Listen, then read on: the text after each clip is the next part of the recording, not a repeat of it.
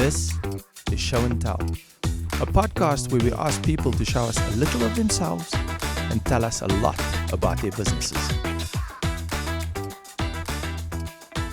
Joey Rasdien, Sien, wat sê die om? welcome to Show and Tell. Thank you, my good guy. Joey, thank you for being here. Listen, you. you've been a force in the South African entertainment industry for decades now. Yeah, I wouldn't say a force. I would say that's a quite golf shirt. Why didn't I get invited to that golf day? Hey, Jiggles. This wasn't a golf day, it's just a shirt. I just got the shirt. We didn't do the day. Because it's an Under Armour Gulfstream Power On golf shirt. We'll see, maybe we can organize one for you. No, it's fine. I just want to play in a golf day. It's not that I'm going to wait afterwards. You know, you just wait on a golf course. It's very quiet. I just want to play in the golf days. But listen, I'm still trying to introduce you, man. Oh, Mo, sorry.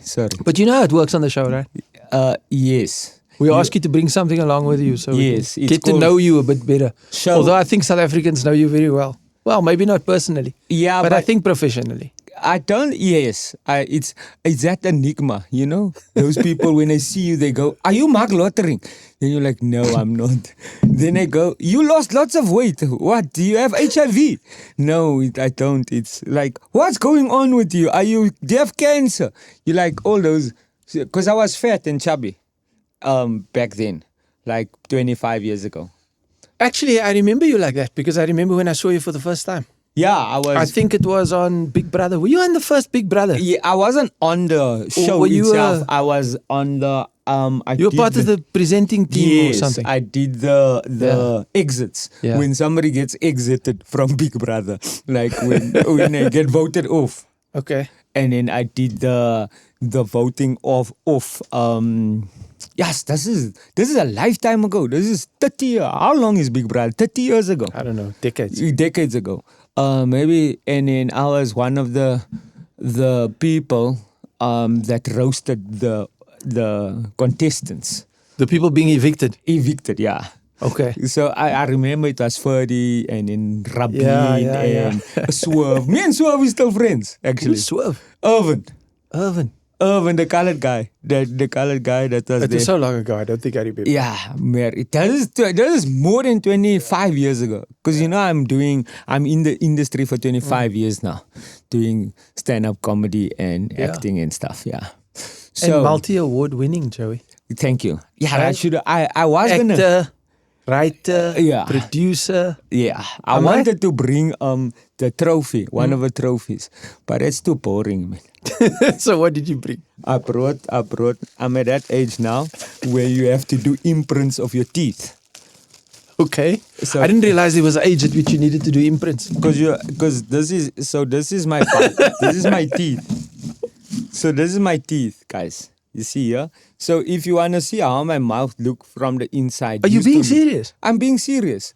This is my mouth from the inside, yeah. So I'm trying to put in a new tooth here and a new tooth here, and then this is the other one. So this is the other side. You see? Okay. So now my bite on this side is not quite. So now they replace this tooth with, and then they're gonna put on another tooth here. So, but it's a whole process. You're being serious? I'm being serious. And then this is the bottom. So if you look at my teeth and you look at this, then this is my teeth. Can I just say, when we contemplated asking people to bring something with them Yeah. of personal significance so we could get to know them better here at Show and Tell, Yeah. I don't think we ever envisaged somebody bringing The teeth. Yeah, if you have trophophobia, don't look at this. Because there's lots of things. What the hell is trophophobia? Trophophobia is the fear of, you see this mug, there's lots of holes in it. If you don't like things with lots of holes in it, it's trophophobia. I never know when you're serious. I promise you, serious? I'm always serious. Trophophobia. It's just people Never heard of don't. that before. You can go Google it, trophophobia. Ask the people here.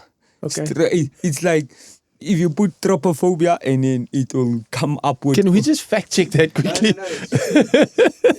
Did you just Google it, Krista? Yeah, Swiss cheese is part of trophophobia. Swiss cheese. Right. I know in business certain there's a snakes. Swiss cheese model.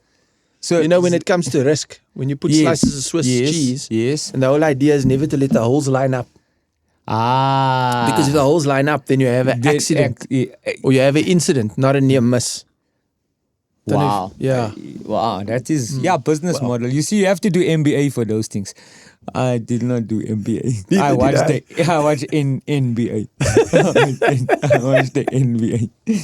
Yeah, but this is So you something were saying- interesting. So it's that age where I had to bring my. Don't worry, this wasn't in my mouth. This is just the thing that was in my mouth is there by the guy that made this. So now I'm going to have false teeth made from this that is for reals. That's made of enamel. But why are you having false teeth, mate? Though? Because you still have your teeth. No, so some of them is false, but it's for real. It's in my gums. Like implants. Implants, that's Okay. correct. Implants. So they use this to make implants. Okay. Wow. Okay. So, I don't know, you like those ones, they don't like a real good tongue, like what Tani, then you have false teeth, then you must buy Strident. And then you, like, I lose my glasses, Strident, and then you put it in there. Then the people think it's magnesium tablets. Then they someone drink this Strident. Oh, but why does this magnesium, calcium taste different? No, that is for the tanners skoon, maar. Why are you? So, yeah, that's something interesting I brought. I think so. Quite intimate. I mean, now that you've given us insight into your dental records. Also, I brought this cap. This cap is a Cleveland Indians cap. Okay. They don't make this cap anymore. Who are the Cleveland Indians? The Cleveland Indians was a baseball team. Wild thing. No. You make my heart sing. That was Charlie Sheen that played Wild Thing. Because he was skilled. So this is a team that operates in the US? Yeah, but now they know more. Because now, the woke department, department in the world, complain that this is expropriating. What? What is it? Expropriation. Because what? The Indians. Because they're using the Native Americans. The Native Americans. Which I think is the correct term. Yeah, so this is a Native American. Okay. They use the Native American dude on their cap and they call themselves the Cleveland Indians. Okay. And then the other team was the Washington Redskins. So did they have to change their name? Yeah, they changed the name. Are you serious? I promise you. It's now the Washington Commanders. And Cleveland don't even have a team anymore, I don't think. So how are you landing up with this cap and the story? So, because this cap, when I bought it, I was probably in varsity. So this cap is more than 30 years old. Okay. And at the time, it was Wild Thing, the movie Wild Thing. Yes, I remember the movie. With Charlie Sheen. Do you know who made me buy this cap? A guy from the Tribe Called Quest, Five Dog. You know Five Dog from Tribe Called Quest. Can I kick it? No. Yes, you can. Can I kick it? I know the song. Yeah, I know that's that song. so Five Dog sings that song. Can I no kick? idea. Yeah, kick it. Yes, you can. Can I? And the other one is I lost my wallet in El Segundo. I lost my wallet in Okay, that one I don't know. And this one you should know. I really know how it feels to be stressed out. That is all Tribe Called Quest. Q-Tip, Five Dog. But what do they have to do with the cap? Because he, in one of the videos, was wearing the Cleveland Indians cap. Okay. And I was like, that. So you were watching that and you thought I want to get a cap like that? Yeah, so I was like a fan of Tribe Called Quest. And then I was like, Five Dog is wearing this cap. Okay. And then when it came on market by Mullahs in Small Street. Okay, where's that now? Bro, in town, in Johannesburg town, in Small Street, there where much people went to go kill the other people. There, it was called first Small Street from the court. You see where the High Court is in Joburg? Yeah. It's in Pritchard Street. So in Pritchard Street, there was Bokstraat. But before Pritchard Street, there was a place called, so it was President, Pritchard. Before it was Albertina Sisula, it was Market Street. Right. So then Van Villach was this way in Court. Right. And then after Court was Small Street. And it was like a mall. The first mall. You know, like if you go to Puzzle, you think I'm making this stuff up? Wait, bro. I just don't know the city of Joburg as well as you do. Yeah, so, but this is back then though. Okay. So the first big Holiday Inn, you know that shiny building with the glasses that looked like the stock exchange? That was the Holiday Inn there. Okay. Did you grow up in Joburg? Yes. Okay. Were you born in Joburg? Yes, I was born in Reveille. In Reveille. In Okay, so Corinth. you know the city quite well. Yeah, I know the city very well. Right. And then there was this place called Mullahs in Small Okay. Street. Indian bra that used to import stuff like buffalo shoes and bomber jackets and American. Yeah. Okay. Like he didn't. This is a London fog. He didn't do London. He didn't do that jacket. I know. Yeah, this London fogs, Nevadas, Grassies. Grassies, London That's what we used to wear growing up. Braintudes, Flossheims, He didn't do that style. He did the American style Puma, Michael Jordan, Air Force Ones, Jordan 1s. When nobody knew about Timberland. Right, and then I was wearing a Timberland, then they told me I had Pajeros. They used to call it Pajeros. The Timberland even exists that time. Yes, Timberland it didn't exist in South Africa. It existed, but people didn't know about it. Like you see, this here is a Jordan 1. It's a Nike, right? Yeah, it's a Jordan. Yeah. It's Jordan. A Jordan. Jordan 1s with a Gore-Tex sole. It's Pajeros. The new Pajeros. Okay. 4x4s. This is a DKW, Dance Kerk and Werk, and I play golf in it. Okay. It's also something interesting I brought. Okay, so you play golf as well? Yes, my shoes. I play golf. In those shoes? In those shoes, yeah. It's DKWs. Dance Kerk and Werk. Joey? Yes. How is life in the entertainment industry? It's hard. Life in the entertainment industry is hard. Hold on, before we go there, can you just close off the story? Is that where you got the cap? I just wanted to double check. No, so the cap. Okay. I got this cap by Mullahs. Yeah. And Yes. Yes, Mullahs was the guy that imported In Joburg. Yeah, that's what I was Buffaloes asking. and Okay. New Rock. New Rock. Okay. And Doc Martens. Okay. So you saw the movie, and then when you were at Mullahs, you saw the cap, and you thought, this is a cool cap. I like this movie. I like the Charlie Sheen vibe, and you bought the cap. And then I like Tribe Called Quest because 5 Dog was wearing it. And then I think it was like one of 3. Right. The other 2, I don't know if it's existent. So this cap is, I can't get, it's an official on-field cap. Bro, that On-field cap. On-field. The Okay, cap, yeah, that so it's cap, not they like a used it promotional on-field. cap or anything. No, yeah. It says official on-field cap. Yeah. So, yeah, it was very expensive. It's heavy for an on-field cap, though. Yes. It's because it's old. Because the quality, you see? The quality. Oh, you're telling me it's gotten heavier as it's gotten older? Like engineered exclusively for the players. Okay. Yeah. So that's why. Because you see, this thing it's 30 years old. And it didn't move. Now tell us about the entertainment industry today. Yes, it's How has it changed over the years? I mean, you've been involved in the entertainment industry, as we said earlier, for some time. I'm sure it's a bit different from 20, 30 years ago when I met you. You know when you have to press, when back in the day we had to press TV 1 and 2 together to watch TV 3. We had those blauwpunks, you know.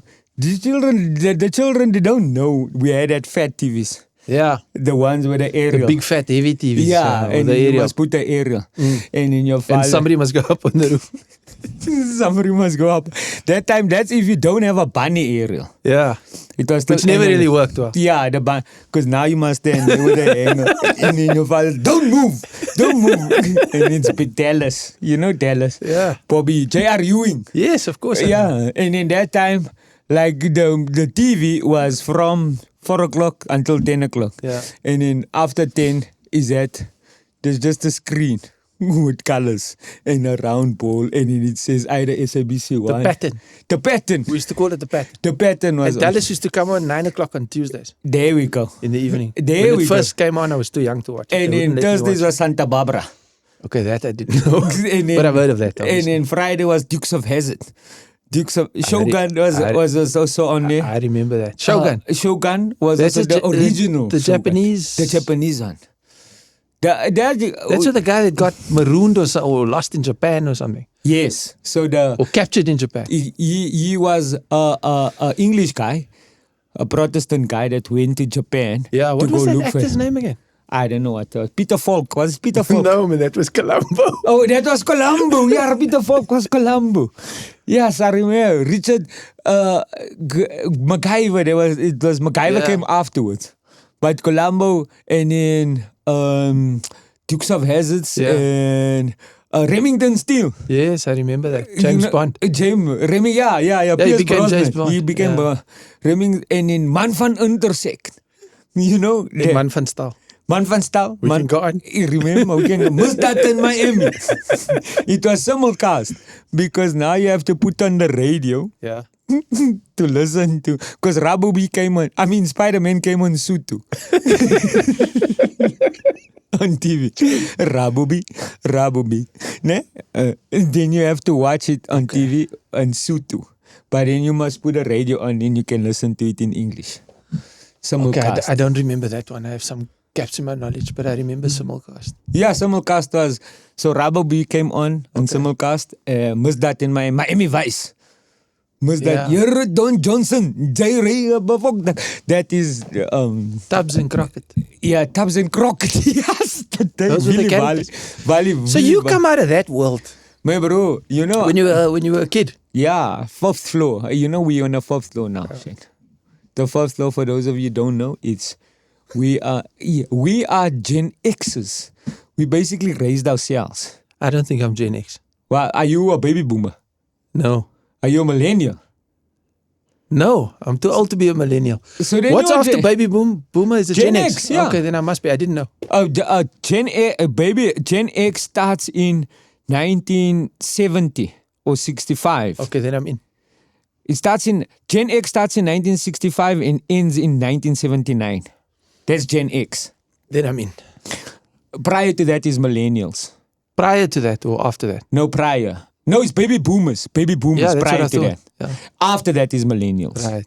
From 2000 till, I don't know. So you Gen X? I'm Gen X. That's why you know about MacGyver and Man van Staal. Definitely. Man van Intersect, Sam Casey and all that stuff. All those things, I know. So what made you get into the entertainment industry? Did you like all those shows or? No, my wife at the time, Akim's mom, she was like, yo, my guy.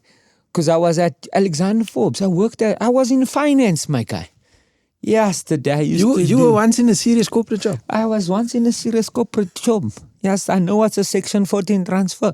And I'm not speaking about a Section 27A that's there by Mtlanga Commission. A Section 14 transfer is when you transfer funds from one provident fund to a pension fund or an umbrella fund. Then you first have to apply for a tax directive.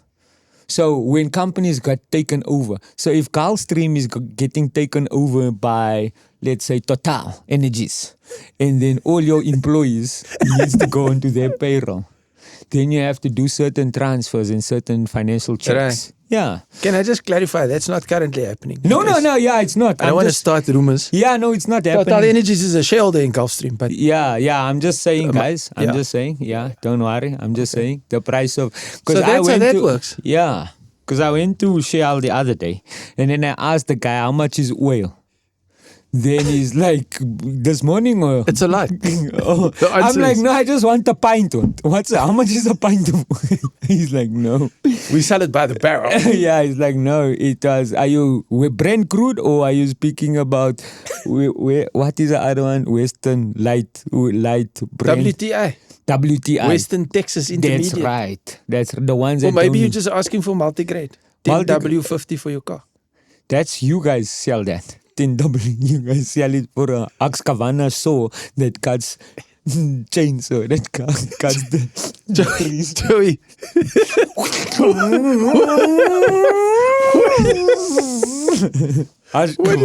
What did you study at university? I studied BSc biological sciences first, then I failed.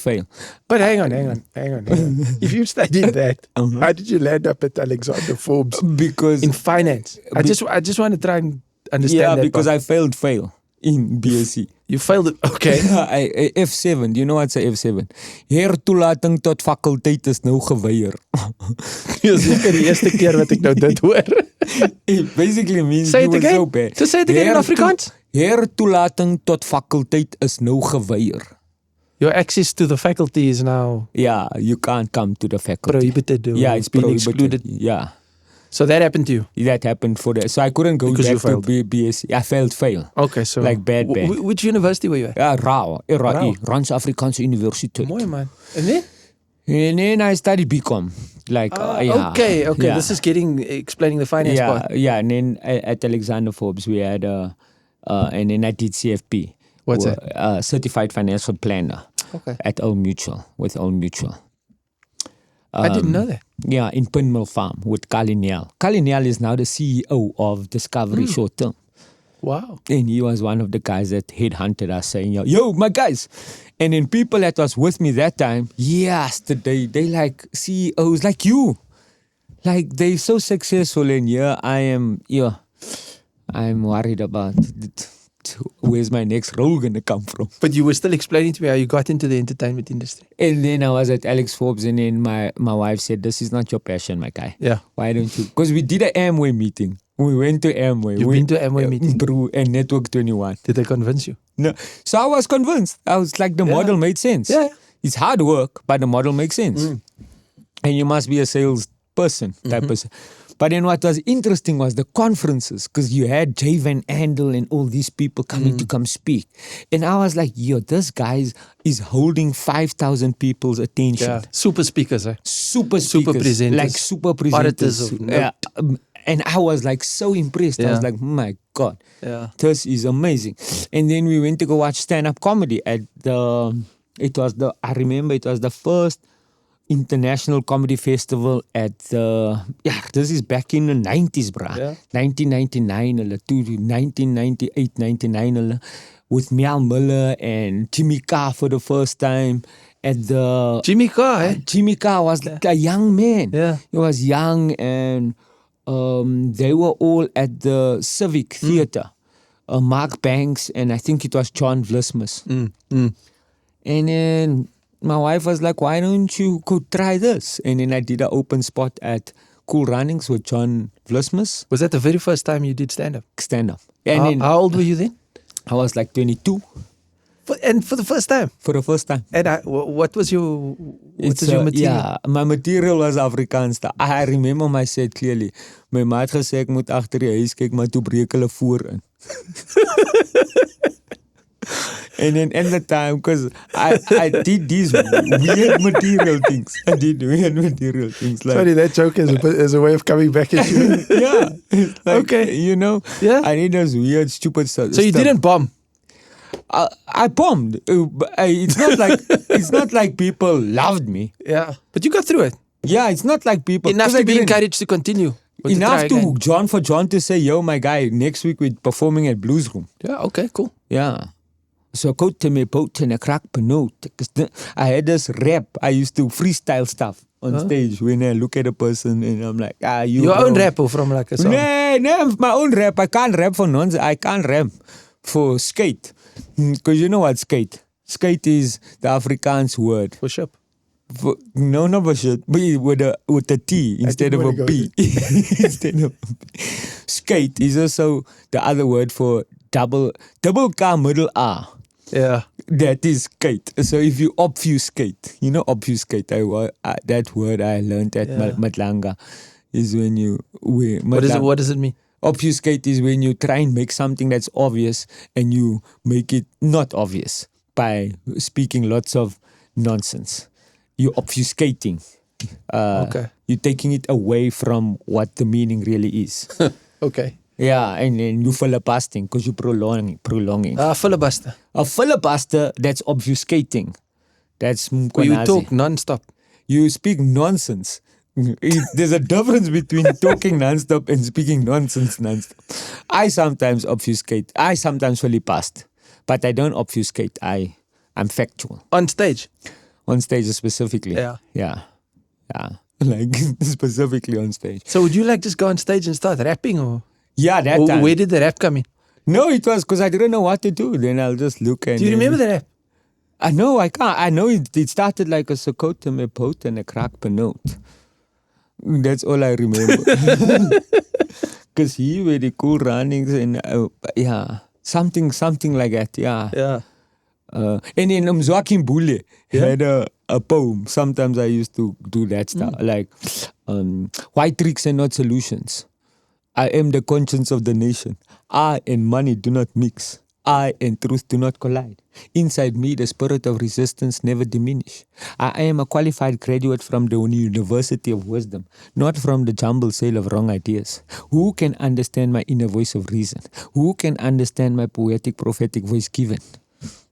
South Africa, South Africa is like people inside a river. No, South Africa is like a crocodile inside a river. The people of South Africa is like a crocodile inside a river. Then why give chase to lizards when crocodiles is against you? Wow.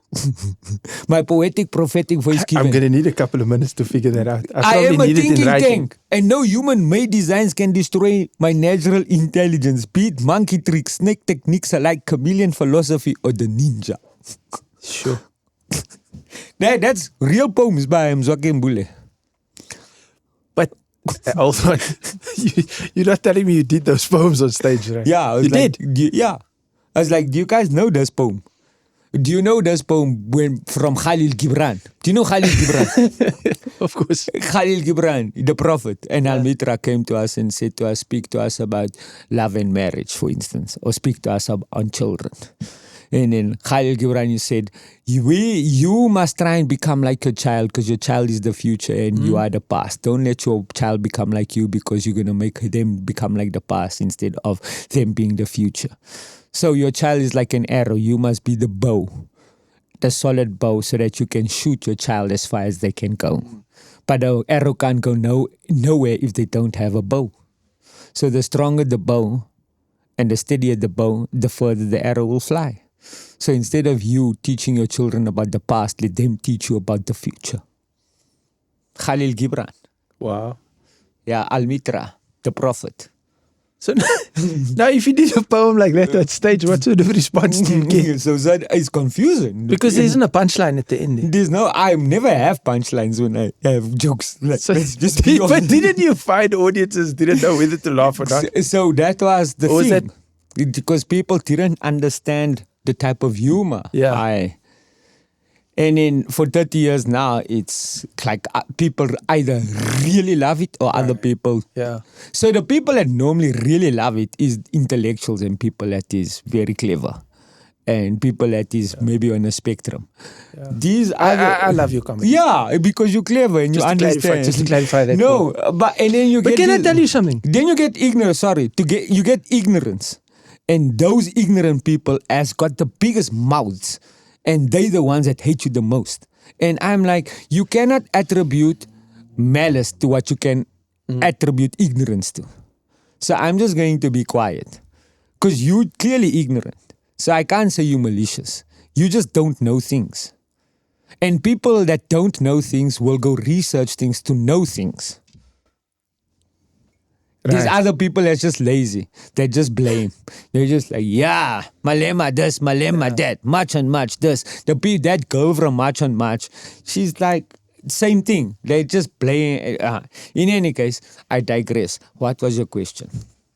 No, I was going to say, I mean, I've seen you on stage over the years. You're one of my favorite stand-up comedians. Thank you. By a mile, right? Thank you. But it's largely, I think, because you were so unique. Yes. Like, I never know what's going to come out of your mouth. So that's the, or I what think, you're going to say next. And that, or whether it's intended to be funny or not. And I enjoy that because, you know, there's this... there's like this element of surprise. You must eliminate the element of surprise. But that's the whole point. Yeah. To have that element of surprise. Because the way you think something should go is not necessarily the only way something should go. Sure. And then somebody comes and gives you another way. And then you're like pleasantly surprised. Yeah. And that's what makes you laugh. And you're like, yeah, I didn't think about that. Yeah. See, I also don't understand why anybody would be a hater when it comes to stand-up comedians. Because there are those that I like or those that I love. And then those maybe I don't like as much. But you don't. But I don't hate anybody Exactly. that tries to come on stage and tries to entertain you and tries to... You can't criticize that person. You can't. Because it's a vulnerability. You're vulnerable in your own space. Yeah, I just imagine I'm up on stage and I'm trying to make an audience laugh. And it's the vulnerability and it's like your intention is basically to... A stand-up comedy is basically the best example of something called catharsis. Okay, help me with that now. Catharsis is a cathartic experience. Okay. It's when you use your art to get over a depressive state. Wow. You use your art to get over a depressive state. So most of the... As the artist. As the artist. So you use your art to get over a depressive state. So people always say, most comedians are depressed, or Picasso was a depressed guy, or Beethoven was this and that. So if you look at, there's a constant thread. Like Robin Williams, for instance. Yeah. Like, it's using your art to get over. And once you can't use that art, that's a problem. Because what happens then? Because where do you go with your mind? Where do you go? Like Prince, like Michael Jackson. That's like just the day. Whitney Houston. They found her in a tub. They found us. There's always the sad endings of the best artists and the best, most talented people in the world. Why do you think that happens so much? Because you can't use your art anymore to get over because depression. of what you just said. Yeah, because you can't use it. And then people don't accept it. But do you think they were getting over things and that was driving the art to begin with? Yeah, exactly. So driving the art to begin with is like, look how Michael Jackson grew up. If you look at these documentaries, yes, he's 9 years old, he has to sing. His father is like this, his mother is like this, he's the youngest. The brothers is bullying him. He's like, people don't know his sexuality. There's all those things. And then he uses his art to get over it. Okay. You know? And then he's extremely successful.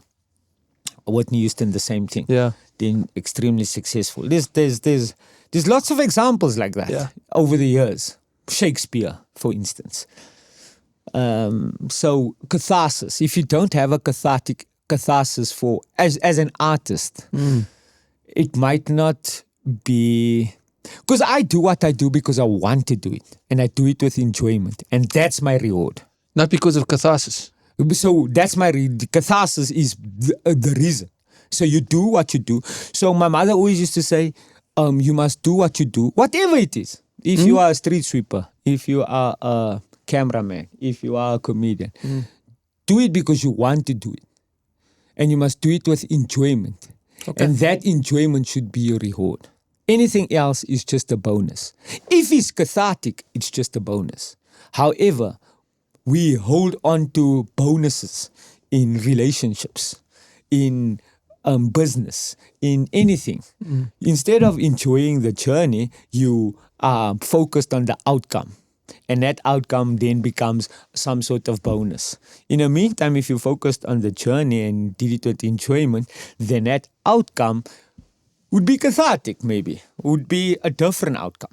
Or whatever outcome you do have, it's still a bonus. So if I do comedy and people laugh, bonus. Okay. Bonus. If like I raise my daughter, I raise my son a certain way. If they think a certain way, bonus. Do you know what I mean? It's like, it's a bonus. Like my son is married now. Yeah. It wouldn't have bothered me if he was married or not. If he had to just stay with the girl or not. But he did something a bonus. Yeah. And I think that's testament to certain things. Because you have one intention. And then somebody will come with another set of rules. Like the cheesecake. I mean the Swiss cheese. The Swiss cheese. The holes is the not Swiss cheesecake. The Swiss cheese. You know? Yeah, the holes either must or mustn't align depending on what you're trying to achieve. Exactly. Or avoid. Exactly. Yeah.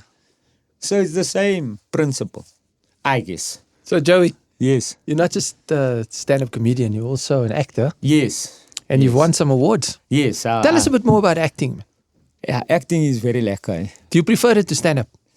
I prefer the last bit of acting. Because in acting, your work is your work.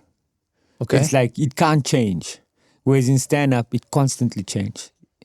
So if you did a movie in 2000, right, that movie, it's your character, like Dollars and White Pipes. Yeah, I remember that movie. I was in Dollars and White Pipes, and that was one of my first nominations for Best Supporting Actor. Yeah, and Clint Brink won Best Actor, I think. Yeah. And then Donovan Marsh won Best Director. Right. And it's about, the Cape Flats. You remember that movie? Yeah. Where I played a guy that's 5 up short. Like I played a guy on the spectrum. Because we had... That's right. Yeah. Do you know I met you because of that movie? Yeah. Do you know? Because of Bernie? Or because No, because... do you know the story? No, tell me the story. I watched that movie. Yeah. I was alone at home in Joburg. Yeah. My wife had gone to East London. I remember. So I watched that movie in the evening. And then when at the end of the movie, they speak about what happened to the characters afterwards. And one of the things they say at the end, I think it's some script that comes up, is that they opened a restaurant in Joburg. In Joburg. Which wasn't too far away from where I lived. So what I did at the end of the movie is I got in my car and I went to the restaurant. And that's where I met you. Yeah. Me and the guy's name is Bernie Bikes. Yes, of course. Yeah. Bernie Bikes. Yeah. I remember that day. That you guys were playing Clava Jazz? Clava Jazz with Uncle Cyril Bika. Uncle Cyril Bika passed away now. Yes, for the people that know who he is. Yeah, So you were there, and what is your bra's name with the green eyes? Terence. Yeah. That was the other bra. That was we played Clava Jazz. I can't believe you remember that. I do, was because like 2000. It was a bit of a nutty thing to do, to watch a movie and then see something in terms of what happened to the characters and then go look up the characters. But I just thought I'd try it, and somehow you guys let me into the restaurant. It's 2003. It was 2003. almost 25 years ago. Yeah, 25 years ago. You were saying about acting anyway. Yeah, so acting was amazing. Yeah. I played a guy in that movie that had alcohol fetal syndrome actually. But because we couldn't identify it when we were growing up. Like your mother had menopause, but then she's like, oh, it's change of life. But we didn't know it was like menopause. It's just like your mother's walking around in a petticoat. You're like, what's going on with this auntie? A lot of things have subsequently been explained medically that we thought was normal. Some crazy affliction. Yeah. Well, we thought it was normal for somebody to have a few different people. If I can put it that way. But it's been explained over the years. Like the more you know. Like like alcohol fetal syndrome. It's like you're not 5 up short. Yeah. It's just because you have fetal doesn't make you less intelligent. Like a domkrag. Then I did Bunny Chow. Yeah. And you won an award for that? For Bunny Chow, Best Actor. You won an international award for that? Yes, two international awards. One was for New Material, Best Supporting Actor. Yeah. And one was for Bunny Chow, Best Ensemble Cast. Wow. And that was 2006, I think, at the Three Continents Comedy, Tri-Continental film. It's still going on. It's the Three Continents. Was it in France? In France. Because it sounds like you're trying to do a French accent. It was in French. It's Tri-Continent. Parlez-vous français? Yeah. Did you know you were up for the award? Yes, I got invited to the festival. Okay. And then I knew we were going to win where I was going to sit. Because they give you this, it's so funny. It was a funny thing. It was in Nantes. Nantes is on the eastern side of France. Okay. And they give you a minder because the people is very French there. So a minder is like a translator. So this person will come in the morning, take you here, take you there, do this, do that. I met Cas Vassant. For people that know movies, Cas Vassant is like the guy that did with Jim Carrey. No, he did Elephant. And Michel Gondry. He's the one that did that Jim Carrey movie. Leila, what is that movie called? Of the answer to the world. The answer to the world. There's a book about it also. Not yes. Nah, it's in Eternal Sunshine of a Spotless Mind. I haven't seen that Michel one. Gondry. Okay. It's a brilliant movie. Eternal Sunshine of a Spotless Mind. Yeah. Like what's the answer to the world? What's the question? What is the answer? What was the question? The answer is 43. What's the question? What's 50 minus 7? No, I don't know what was the question. I can't remember. I need to go watch that movie again. What's the answer to the universe? Have you discovered it? It's 43. That's Eternal Sunshine of a Spotless Mind. Are you still acting in movies? Yeah, if I can get the gig, yeah. Okay. What's the last movie you did? The last movie I did was Yassim and Yakals. It's not released yet. It's me and Bouwer Bosch. And Yassim and Yakals. Yassim and Yakals. Okay. we plumbers in this movie, and we stumble upon a diamond smuggling business. Okay. From the mines that implicates lots of politicians. Right. So the movie is basically about these two plumbers that gets caught up in some sort of crime, and this crime is diamond smuggling. One of them, but there's other gold smuggling and Matlanga Commission things. Okay. Yeah. So we did a movie about that. But we didn't know that the Matlanga Commission is going to be out now. Yeah. We did it before. Okay. Yeah.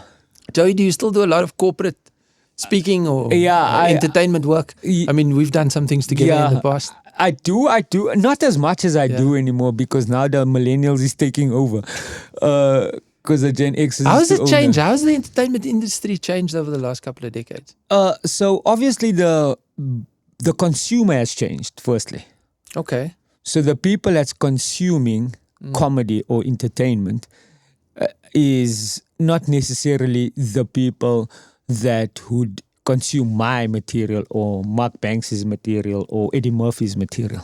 But can I just ask you, are you finding the demand for stand-up reducing Absolutely. over time because maybe the consumer is changing?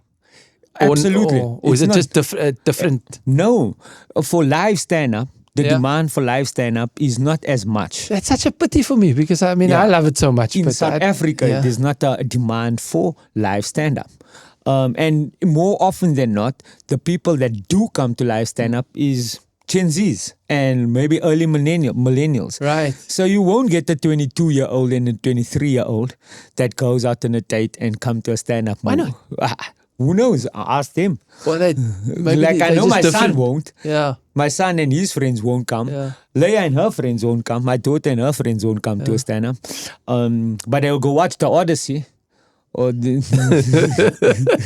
they'll go do some other stupid stuff like ice skating and rollerblading. Do you know what I found, right? Because, I mean, I've got kids that are obviously young people. Yeah, they also... And they don't have the patience to listen to a joke. Yes, they don't. Because it's they're consuming funny things on TikTok and on YouTube and on... So you think that's where it's going? It's been there already. It's there. It's there. Now the new thing is this AI aliens. What is that? It's these guys that does old jokes back in the day, but because they're aliens and they do dad jokes and it's AI generated, it's funnier. Like the guy of the Booger Sugar, the gorilla that is a Colombian gorilla. Yeah, guys, welcome chat. Welcome here today, chat. Me and my friend, we had some Colombian Booger Sugar. And he's... Where's this on TikTok? Or? On TikTok, on any channel. You can go to YouTube, Instagram, Facebook. And then the guys have followers and stuff. Bro, millions. Millions. And then the people report them because then they say it's racist, then they say it's AI generated. Yeah. And it is. It's like these aliens. Okay. These aliens. No. Is there more money to be made if you're on TikTok and these types of things than maybe doing live stand-up or movies or whatever? So movies was a studio system. Even in South Africa, it was the SABC, Henley Productions, or Gray Hofmeyer, the guys that did Isidingo or Generations. It was a studio. The studio had a contract with the channel, CakeNet, like Igoli and Mnet. Said Ooster and CakeNet. Right. There's like a channel, a studio, a production company. Then they create the product and then the product goes onto that platform.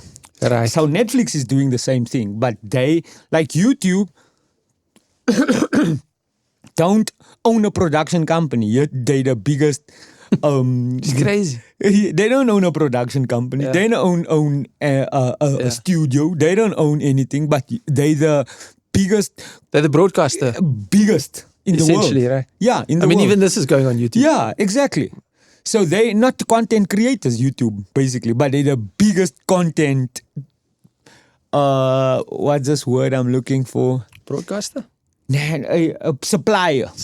Content supplier. Without creating content. And they'd make money out of advertising and those types all of those things. So So the thing about what YouTube has proven, like this, is that you don't need a production company or studio.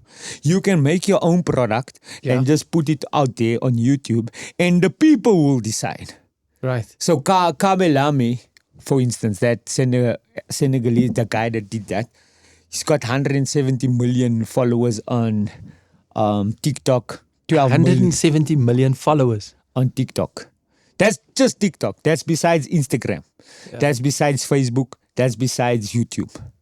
That's besides Twitch. That's besides... And TikTok will pay these guys. Yes. If they have enough followers or subscribers or... Yes. I'm not even on TikTok, so I don't even understand. So TikTok on live, certain people go on TikTok live every single day for 3 hours, 3 to 6 hours. And that's their job now. And the younger audience are on that, consuming that. They give the gifts and stuff. So instead of going to a club where you pay 100 Rand to go watch the person perform for 2 hours, now you giving 100 Rand for 3 minutes of and you nonsense. Can get the best bits. You can get the funniest bits. There's not even bits. What do you mean? It's like, yo, chat, we need 2 roses now. We need 2 roses. 2 roses, please, chat. We're going to leave them. Leave them. They're useless. They're useless. Yeah, you're useless. My chat. Come on, chat. Show them, chat. That's it. That's it. And then you get at least the China people, they at least come with certain good things. They're like, you know the wash. This wash is calm. It come what to do. Yeah, go for WhatsApp, chat. Thank you for the lows. Thank you for... At least they come with some value.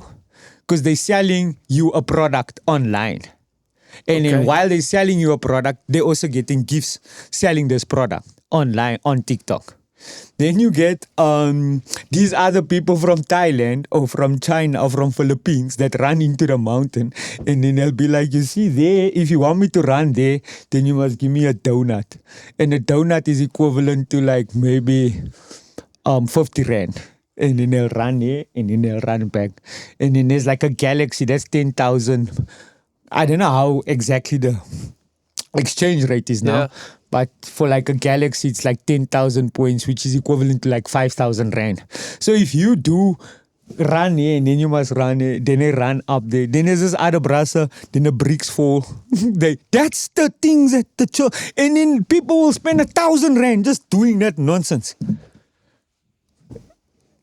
I used to do lives and then I'll just be like, this is my favorite number. You don't know this number. And then have a battle with somebody, and then... What do you mean, playing music or what? Playing music. But the thing about it is, you also create lots of hate. I feel like I'm losing touch with reality. Bro, reality changes on the daily. Changed completely. On the daily, I mean, you've seen everything now from Dallas to MacGyver you were talking about earlier, to today's world. Yeah. So what's your opinion of the change and like the rate of change? Where is this going? That's the only constant, change. It's the only constant. The only thing that shouldn't change is your values, your morals. You can't, your values, empathy, social order. That shouldn't change. You should have empathy. But as you can see, like IPAC and people is like, it's anti-Semitism and it's this and that. You're always going to get evil people. But in general, if you have some sort of... Because what happens is, for China, for instance, how many people did they bring out of poverty over the last 30 years? Over the last 50 years? They've done an amazing job. Amazing job. Yet, apparently, according to the West, communism is bad. Yeah. And then, no, capitalism is the greatest thing. In the meantime, you know what's the price of diesel? I do. Yeah, exactly. So in China, they don't have... Well, it depends on what hour of the day you ask me.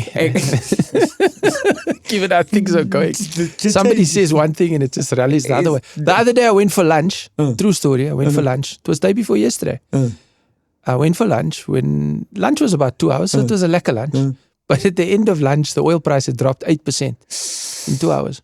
Now imagine if you now are leveraged on crude oil. Yeah. If you now leverage on, because you knew, so that's market manipulation, and is that now, and that's immoral. Yeah, it's pretty clear. It's market manipulation and it's immoral. So there's certain things that I don't think should change. Yeah, and morality is one of them. Because I believe in aliens. And I think the aliens... Like aliens. Aliens. Like from another planet. From another galaxy. And do you believe they're here, or do you just believe in them? I believe that some of them is maybe amongst us. Some of them now, because we just don't have proof of it. The yin, the bin, the jinn. God speaks about it in the Quran, the jinn. We're not the only creation. Insan is not the only creation. There's angels. Definitely. So, and yet, there's no devil creation. But that's a story for another day. So yeah, the acting is brilliant. I did a movie called Barakat. Yes. And I also got nominated for that movie. And then Amy Chafta won the Best Director, and then Barakat also won the Best International Traditional Movie. Is it traditional or authentic? Because it was authentic. And then I did Blitz Patrol with David Carr. Isn't there a Blitz Patrol 2 as well? We should. It's material 2. It's material 1 with me and Riyadh, and new Blitz material. Patrol, yes. Blitz Patrol is where I play a cop. That was also an old TV show in the 80s. Yeah, it was an old TV show in the 80s. Nee, you weiß. That was a German show, Blitz Patrol. Yeah. And then we made it now. So we actually did really well in Germany because of that. Because of Blitz Patrol. Because they thought, is this the Blitz Patrol of the 80s? And then I said, that's colored bra. That's black bra. Is Dikolube and Rami Augustine.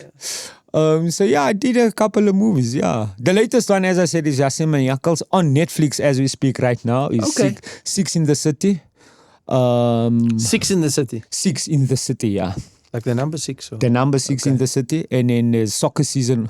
Soccer Season is Offside and Playmaker. Are you in these movies? Okay. Okay. Yeah. I mean, that's cool. How's that, eh? Yeah. Chested. I wish I was in like Dune 3. Like Dune is like... Or the Odyssey. The Odyssey. Like, I haven't seen the Odyssey yet. But I'm not really a big fan of Christopher Nolan. But I can understand why people love him. Yeah. But he does great stuff. Like, Interstellar and... the Batmans. So he does great stuff. And then now Oppenheimer, and then now obviously Odyssey. He's also lucky that most of the best actors at that given time wants to work with him. Yeah. So he's lucky in that. I have a feeling he's not going to be calling you though. No. Because I mean, you said you're not a fan. No, I am a fan. I'm just not the best actor. That's not what you said. I'm not a fan. I'm just not like the best actor. I'm like... Yeah, but yet you've won awards. It doesn't mean anything. It just means that the people that is making the votes like me. Wow. Cillian Murphy in Oppenheimer was brilliant. Yeah. But if it wasn't for Peaky Blinders, do you think he was going to get the role for Oppenheimer? So even there's a system. What is it like for actors? Because, I mean, you get these A-listers, right? And then you get so many other actors. They're supporting actors. Or you get other actors that don't make it into blockbuster films. I mean, what is it like... if I can put it this way, almost like from a business perspective for these guys. Now it doesn't really matter. To stay in the game. So now it doesn't matter because now you can make your own production. Like there's so many on Instagram, and then you go in and these people have their own. If you want to see the rest of this, and then you must just click. There's no other if you're on Facebook and then some aunties watching a Turkish soap opera. You're like, where did you get that? No, we got it on this. So there's an app that has all these things. Okay. And then there's an auntie that's watching Afrikaans. Turkey, favela stories, telenovela in Afrikaans. Ja, hy het weer hier vandaan gekom. Toe sê ek hom, nee, Kobus, dit gaan nie uitwerk vanaand nie. Wat maak julle daar so? It's like Mortimer, you know Mortimer, my friend, Mortimer Williams. Oh God, are you making this up or is this actually... It's for reals, bro. I'm not making it up. Okay. It's for reals. There's a Mortimer Williams is one of the voiced artists for the Turkish and Brazilian telenovelas to be dubbed into Afrikaans. And Mortimer's obviously South African. Williams, yeah, South Africa. Morty that plays my brother in Barakat. Right, okay. And he also played my brother in the Rasdien show. I had my own stand-up show. Not my own stand-up, my own sitcom. Afrikaans sitcom. Yeah, it was pop. But yeah, back in It was pop. I think what happened was, if we have to release it now, or the similar, it will be doing well. Timing is important. Yeah, I just feel that like the Pure Manati show was way before its time. Yeah. It was way before it. So there's certain things that we did that was way before its time that other people from overseas copied and made. Like The Dictator. We had a dictator in Pure Manati. Then Sacha Baron Cohen made a movie called The Dictator that was basically stolen from our dictator. Sure. So it's like, you go and you're like, yo, that was actually our idea. Or we've done that first. So, yeah, there's lots like that. Joey, let me ask you, I said it earlier, I think for me, you're one of the best stand-up comedians in South Africa. Thank you. I'll take it. By a bit, right? I love that for me. Who's the best according to you? In South Africa? Well, in South Africa or even globally. In South Africa. Do you have favorites as well? Yeah, I have. Is there somebody you think that is the GOAT? In stand-up, probably Eddie Murphy. Yeah? Yeah. Probably going all the way back to Delirious. Like he was a 16-year-old in 1976 that was doing stuff on stage with Jerry Seinfeld. Nuts. Like, so what he did for, like, people will say, Richard Pryor walked so that Eddie Murphy can run. But what Eddie Murphy did, like, coming to America, Boomerang, like Dr. Dolittle, the movie with him, Life. Like in Life. People don't know this, but in life, or like most of Eddie Murphy's productions, is that he's brasser. He won't do the movie if his brasser is not in the movie. Yeah? And then his brasser must be in the movie. And then that's why he did Coming to America too, because people were going through... Didn't he help Chris Rock along like that as well? As well. I think Martin Lawrence, Chris Rock, Dave Chappelle even. But in terms of pure stand-up, I think Chappelle is the best. Like, just his observations and the way he speak about the world and about touchy subjects and how it comes across. Like one of my favorite bits of Chappelle is where he's like, this girl is dressed a certain way, and then she says, just because the way I'm dressed this way doesn't make me a hoe. And he's like, that's very confusing, because if I dress like a policeman, people is gonna be like, yo, there's crime here, policeman. It's so bad. And then he's like, yo, just because I'm dressed like a policeman doesn't mean I'm a policeman. Because he's very good. So that's just an example of what Chappelle does. Like, he's got this way of making those controversial subjects. So he gets away with it. He got cancelled. They tried to cancel him, the Gen Zs. They tried to cancel him. They tried to, like, he was like this with the alphabet community and what. All those things. So in terms of, because stand-up, you have, this is what Kagiso told me once, you have the ability to change social perceptions. And you have a responsibility to make people see things differently. And you have to take that responsibility seriously. Yeah. So, if you look do you take it seriously? Absolutely. Does it occur to you that you could be cancelled? Or have they tried to cancel you? Yes. The Muslim people tried to kill me, actually. There was a fatwa out on me. Yeah. But the thing about that is that was like long ago. Now on TikTok, every single day, and on Facebook and on WhatsApp, the stuff I spoke about is now every day spoken about on TikTok. And then those people is not getting death threats and cancelled, but because people didn't know at the time. So it's also timing. It's also timing. They didn't know at the time that, this guy might be onto something. So, okay. So sometimes your material does rub people out, especially in corporates. Yeah. Because you'll get this other lady in human resources going, I did not like the way he spoke about Indian people. We don't ever want him here again. Please. How do you manage that? You can't. Because corporates are quite sensitive to these things, right? You can't. And now they hire you to entertain people. You can't. Maybe over dinner or whatever the case may be. No, it's fine. So you do a awards evening, for instance. Right. Spa. Like for Spa, for instance. And then one of the trips that they won was to do Dubai. Okay. Bro. What happened? And I'm like, you guys know there's bombs going on there in Dubai. Oh, this is recently. Recently. Yeah. I did not like the way So they hired he you? was. Yeah, they hired me. Okay. And then one of the prizes was a trip to Dubai. Okay. And then I was like, yo, there's bombs going down there in Dubai. I don't know. I don't think it's a good idea for you to win this prize. Maybe win another prize. Or put us prize. Yeah. I did not appreciate that. He's not gonna. That's like one, for instance. Then there's other ones. I mean, these days I think first prize is a week to Dubai. Second prize is 2 weeks. Third prize is you're gonna stay there.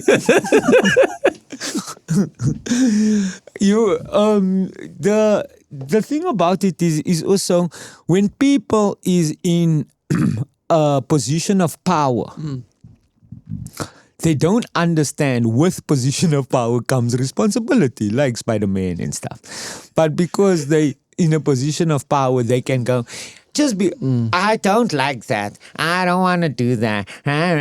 So now, no empathy, no sympathy, no understanding of the next person's point of reference. It's like, it's this powerful thing now. Before when you go home, you're going to be still going to your boring, lonely life. And then you come to work and you're like, yeah, I am this and that. And it happens with Gen Zs all the time. It's like, it's so irritating. It's very irritating. They don't have no ounce of empathy or any ounce of just seeing the next person's perspective. It's just about I. Now, here's the thing. I tell Leia all the time, I told her all the time, and my son, you are the most important person in your life. So the decisions that you make must reflect the love you have for the most important person in your life. True. Provided that it does not hurt the next person. Else. Yeah.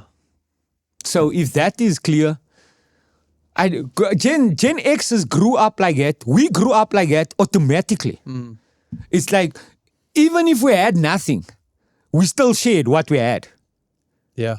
And it's true. We had nothing, but we'll still share. You still invite people over. You still invite people over. You still make the bra ride your bike. Yeah. We still Commodore. And it wasn't a problem. It's where the concept of bring and braai came from. Bring and braai. Bring what you can. Bring what you can and we'll make it work, Yeah. brah.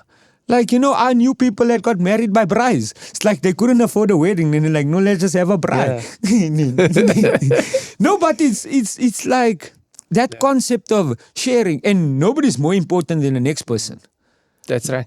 In our generation, nobody was more important than the next person. It was like, oh, he's playing for South Africa, brilliant.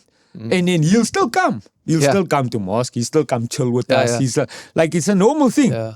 It's not like, oh, I'm better than you. He doesn't now. place himself above. Yeah, it doesn't play, I'm better than you now. And what, giving back to the people. Wow. There was one time I did a gig and I told you, I said you were the Pablo Escobar of Cape Town. No, because it was like your community and your people are more.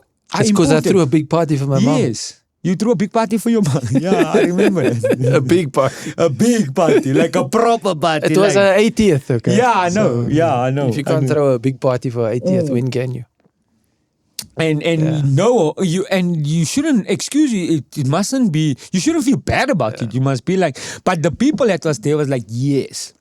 Now, I don't think Gen Zs understand that. Maybe Gen Alpha is going to understand it. Who's Gen Alpha now? The ones that's now new. The young ones. The young Born ones. when? More or less now. More or less 2012. 2000. Okay, 2012. Yeah. Okay. And then, but the concept of sharing, for instance, or the concept of bigging each other up. In Gen X, we were like, our guy, we know the bra don't have a leg.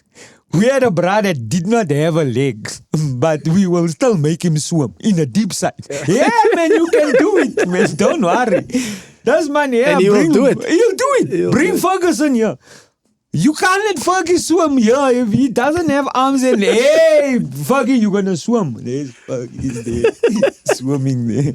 Like, we didn't have to worry about certain things. Yeah. Like, if you go to a club or if you go to a park and you with your three brassa, it doesn't matter who's gonna attack you. Not that they will attack you. Yeah, but if they did, you're safe. Covered. Yeah, you're covered. You covered. Yeah. Like, Without exception. So your mother and them didn't worry. Because they knew. They just checked the crew you were going with, and then they were like, no, you guys are going to be okay. You guys are okay. Your mother and nobody worried in your family. Like, you're like, that time I remember, this is a true story. I remember this clearly.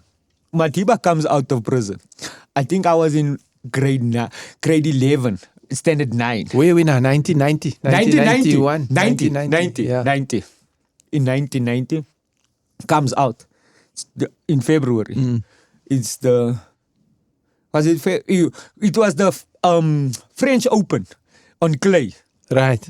Monica Seles and him played. Monica Seles and Steffi Graf. Okay. And then I remember coming home, because now all the schools... in the townships all over South Africa. It's like, we boycotting, we choked down. We're gonna go see Mandela at the FNB Stadium.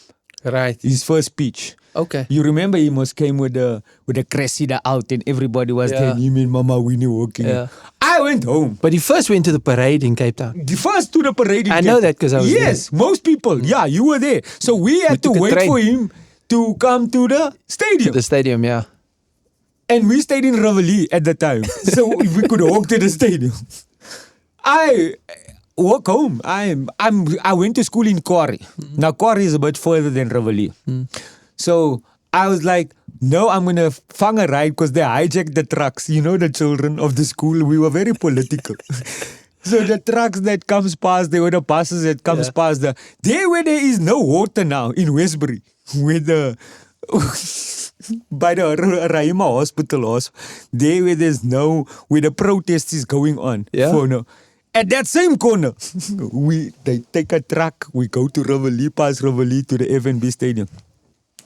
I go home, I'm like, sure gents, thank you for the lift. I'm going to go home, I'm going to go watch Monica Seles and Steffi Graf now go playing there. And it was Arancha Sanchez Vicario, I think, was the other chick. Yeah. They were all playing, Gabriela Sabatini, but she was a bit useless. But she was there. Then my mother says, "What Maggie?" I'm like, "No, I'm coming to watch." Plus we got the new TV. You know those new, it was a color TV. Yeah. Because we all had black and whites. And it was a Blaupang. And then this was, because we had a Blaupang, and it was a Panasonic. Yes. Which comes with a remote control. It used to be National Panasonic, and then it was just Panasonic afterwards. Yes. So just after it became Panasonic, because it was National Panasonic, then it was National, and National was the food, the Pakistani spices. Then they're like, we can't call it National Panasonic because just now the people think it's dal. So they made it Panasonic. And then it was a remote control. And then my mother was like, "What are you doing? Why aren't you not going to the stadium?" Yeah. I was like, "What am I? I don't want to go watch that guy." It's like, okay, we are going to go. And then the whole street with the parents and the children all went to go to the stadium to go watch Matiba. And then we went because there was... And what did he say? Can you do a Matiba accent? I can't do a Matiba accent. I can't do accents. I can only do Chinese. That's not even Chinese. That's Indian. Okay. It's Indian. Arigato. Joey, let me ask you something. Yes. Before I forget, no, wait. I think you must finish that story, but I have to ask you something. No. So my mother basically forced us with the people to go in, but there wasn't danger. My point of the story was that we weren't nervous about certain... Going into that situation. I'll never let my daughter go alone to Rosebank. Whereas we could go alone wherever we want to because we knew. And that time we didn't have phones. That time there was no Find Me. There was no like 360. There was nothing like that. But we were safe. And that time was apartheid government. Yeah. But we weren't even bang for the apartheid oaks. Yeah. They were like your friends at the time. People don't want to say that. But the guys that protected us was the same guys that shot the next day a bloody tear gas in your face, for instance. Like, the teachers. So it's a mind-altering. One thing I remember is if you made plans, you had to follow through with them. Yeah. Like if I said to you, I'm going to meet you tomorrow at 12 o'clock at a certain place. And if you're not there, You must be there. You can't change the plans. You can't change the plan. You can't text somebody. Half the time you couldn't even phone somebody. You can't. Because you couldn't phone a person, you could only phone a location. Exactly. It's completely changed. It's completely changed. And then sometimes you phone a tiki box. And then the person answer. And then you're like, can you go call Claudette there? We're in number 3. Yeah. Is it by number 3? I'll call Claudette there. And then the phone go, then you're like, phone back. And you're like, nah, I didn't want it to waste money. Because if I had to hang on, then you waste the money. Yeah. So it's the strangest thing. That was the days, Now let me ask you that question I wanted to ask you earlier. When it comes to humor, because humor can be quite a sensitive thing. It's sensitive. What somebody finds funny, somebody else could find offensive. Yes, right? I agree with that. My wife and I always talk about this because for us, if somebody's on stage, for example, as a stand-up comedian, trying to entertain the crowd, then we go, look, funny is funny, man. Yeah. If it makes you laugh, then laugh. Laugh, yeah. You don't necessarily have to feel guilty about it because maybe you think the guy's being racist or he's being sexist or whatever the case may be. Funny is funny. Right. But that doesn't seem to apply for everybody. Because as I said, people are quite sensitive about it. So how do you walk that delicate line between? As long as you're empathetic, if you make people understand. But how are you empathetic when you're up on stage and you? So you have to make people understand that you come from a good place. So this thing that I am going to give my observation from is not trying to offend somebody. I'm not trying to offend people, saying that from what I've learned from the Matlanga Commission is that if you don't have an Indian bra in your corner, chances of you getting a tender is very slim. That's just an observation. It's not being racist. It's observation. It's like you're from behind every successful black politician in South Africa, there was an Indian bra. Nelson Mandela had Ahmad Kathrada. Thabo Mbeki had Esopahad. Jacob Zuma had Sabir Sheikh, fired him. Then he got a heart attack. Then he went to India to get real Indians, Atul Gupta and Rajesh. I don't even know if I should be laughing. You see? But it's funny. But it's the truth though. Then you got the real bra. Then Juju got Floyd Shivambu. He first had Magdalene Munsemi and then he's like, no. If I get cancelled for laughing. No, you can't get cancelled. I won't be able to sell any diesel anymore. You can't get cancelled for laughing for that. What I'm saying is that the irony is the guy that spoke the most truth and was fearless was a apartheid spy at the Matlanga Commission. Afrikaans dude that came and is like, this is how. So I'm saying that it's an observation. Cyril Ramaphosa had Pravin Gordhan. It's undeniable. It's undeniable. The observation. So that's like one thing. There's so much other things that you can go like Trump he's a totally racist, undesirable master. That is what Trump stands for. So what does it stand for? Totally racist, undesirable master. Crystal, we have to think if we're going to keep that in. It's 1 o'clock. Guys, it's done here. Joey, thank you. Wait. Yet I just do this quickly. I just want to take a... What are we doing? I just wanted to do a selfie. I might or might not post this. I lost my Ray-Bans, Leia love. I lost my Meta glasses because normally I record myself. Jiggles, are you alright? I'm good. Excellent. I'm good. Are we live? Are we live streaming or what are we doing? No, I just wanted to show the people the richest colored guy in South Africa. Oh! You're gonna put me in a lot of trouble. What was I gonna say again? That was interesting. Yeah. That was it's you guys are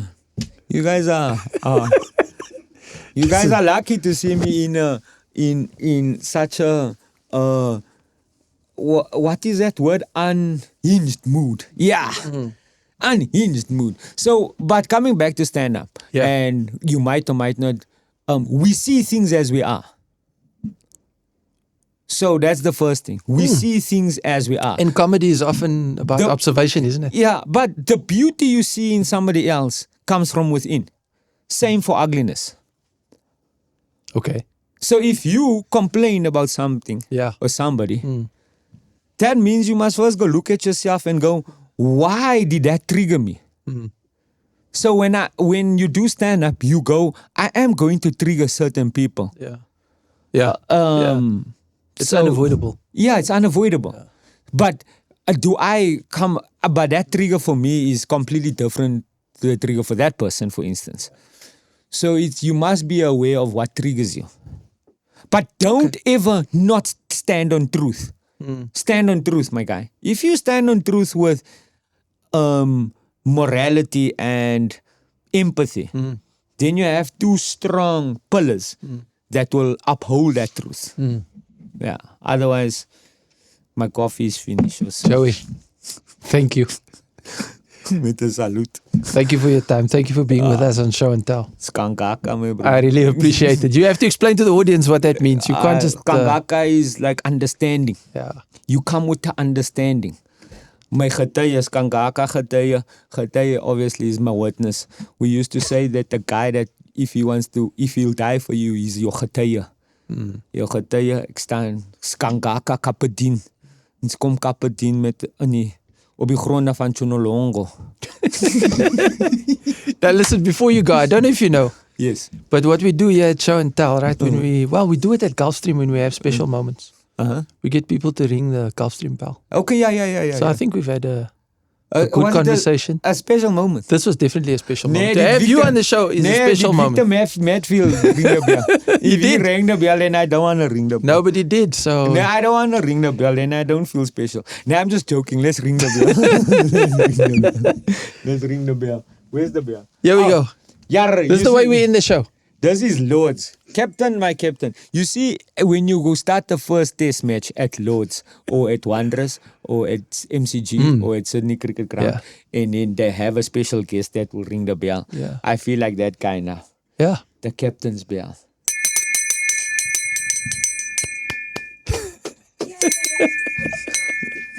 Keep going. That reminds me of the milkman. You remember that from days gone by? Did you ever jump on the van? Yeah, no, that time the bra was on a bicycle. You know, like an ice cream bicycle. Vans. No, we had a bicycle. The bra was on a bicycle. Thank you, Joey. Thanks, man.